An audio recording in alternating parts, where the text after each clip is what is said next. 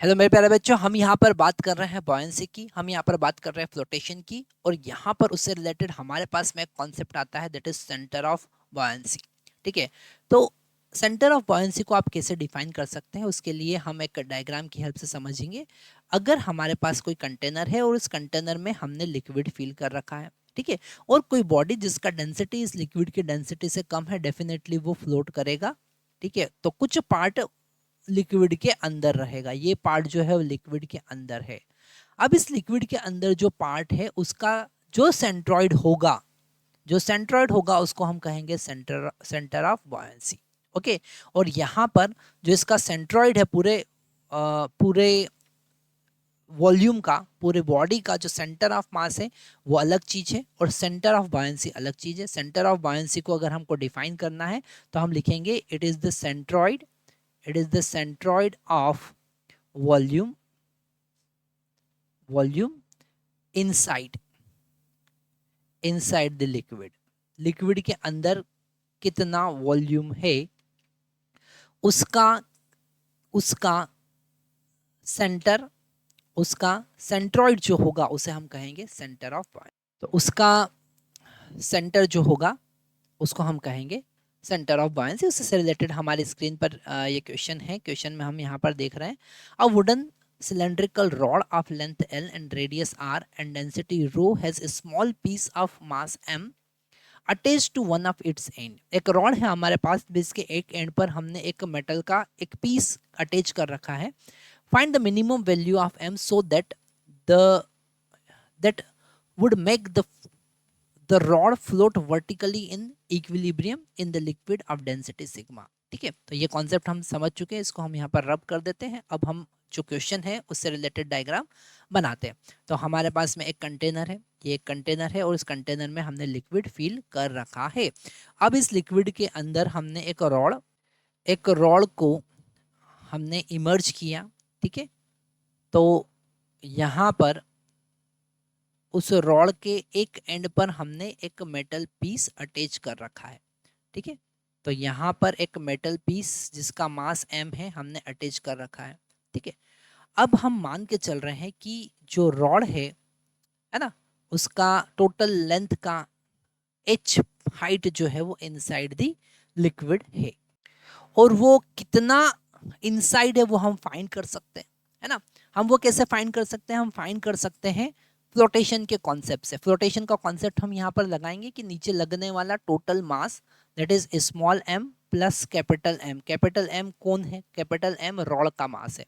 इस रॉड का मास कितना लिया हमने, कैपिटल M लिया, और स्मॉल m जो मेटल मेटल पीस है उसका मास है ना, इनटू g, ये नीचे लगने वाला ग्रेविटेशनल फोर्स है या फिर उसका वेट हम कह सकते हैं, और ऊपर लगने वाला अपथ्रस्ट फोर्स जो होगा वो होगा h into area of cross section a।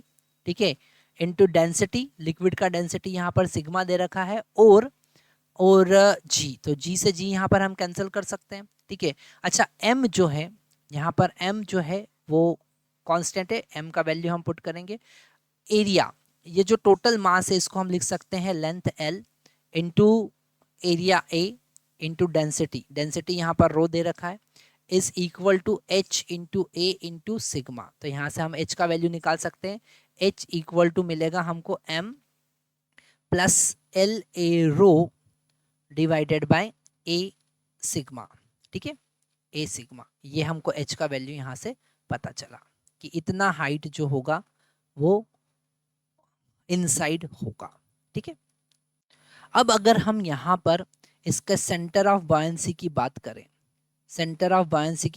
तो यहाँ पर सेंटर ऑफ बॉयंसी जो होगा, डेफिनेटली ये जो इनसाइड रॉड जो है वो h है, और उसके मिड पॉइंट पर मतलब h/2 पॉइंट पर सेंटर ऑफ बॉयंसी होगा।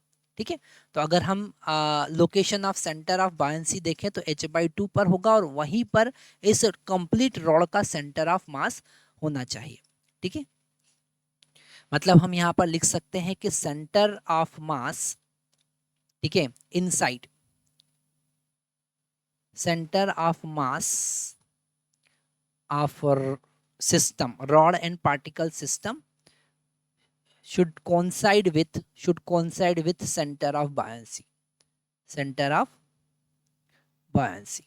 सेंटर ऑफ बायंसी के साथ कोइंसाइड करना चाहिए। अब इसका सेंटर ऑफ मास हम फाइंड करेंगे, तो यहाँ पर सेंटर ऑफ मास रॉड है हमारा, जिसका मास हमने कैपिटल एम लिया है, और यहाँ पर एक ब्लॉक है एम।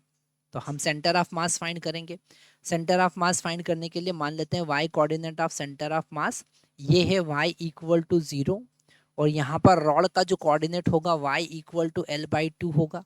ओके, तो हम लिखेंगे y1 y1 m1, तो m into 0 plus capital M into L/2 divided by total mass that is capital M plus small m। तो ये किसके बराबर होना चाहिए? ये h/2 के बराबर होना चाहिए, और यहाँ से हम कैलकुलेट करेंगे स्मॉल m। ठीक है, तो ये तो 0 हुआ, हम आगे क्रॉस मल्टीप्लाई करते हैं, तो m into L/2 capital M into L/2 is equal to h/2 into small m plus capital M। ठीक है, 2 से 2 यहाँ पर कैंसिल हो जाएगा। आगे हम सॉल्व करते हैं, तो यहाँ पर h का वैल्यू हम पुट करेंगे और हम यहाँ पर स्मॉल m का वैल्यू फाइंड करेंगे। ठीक है, तो हम यहाँ पर हमारा जो वीडियो है उसको ऑफ करते हैं ताकि हमको स्क्रीन पर स्पेस मिल जाए। ठीक है, अब यहाँ पर हम इसे सॉल्व करेंगे आगे, तो हमको मिलेगा m इंटू एल। ठीक है, m into L is equal to h का वैल्यू हम यहाँ पर पुट कर सकते हैं small m plus l into a into rho divided by a into sigma, ये हमारा h का वैल्यू था, into small m plus capital M। ठीक है, फिर हम आगे क्रॉस मल्टीप्लाई करेंगे, तो हमको मिलेगा capital M into a into sigma into l is equal to small m plus l into a into rho in the bracket small m plus capital M। Okay, इसे सॉल्व करके हम small m का value find करेंगे। यहाँ इसे हम थोड़ा सा करेक्ट कर देते हैं, इसे हम वैसे तो सही लिखा हुआ है पर फिर भी हम कैलकुलेशन पॉइंट ऑफ व्यू से देखें तो यहाँ पर m प्लस कैपिटल M का होल स्क्वायर हमको मिल रहा है। ठीक है, तो यहाँ पर small m plus capital M हमको जो मिलेगा वो मिलेगा root capital M a into sigma. Okay, तो स्मॉल m का वैल्यू क्या हो जाएगा? Root capital M a into sigma minus capital M। ठीक है, कैपिटल M का वैल्यू हम पुट कर सकते हैं। ठीक है, कैपिटल M का वैल्यू कितना होगा? वो होगा उसका volume that is pi R square into length L। ठीक है, इंटू उसका डेंसिटी गिवन है, यहाँ पर डेंसिटी गिवन है रो इंटू सिग्मा, ये हमारा हो गया रूट के अंदर, माइनस हम बाहर लिख सकते हैं pi R square into rho into L।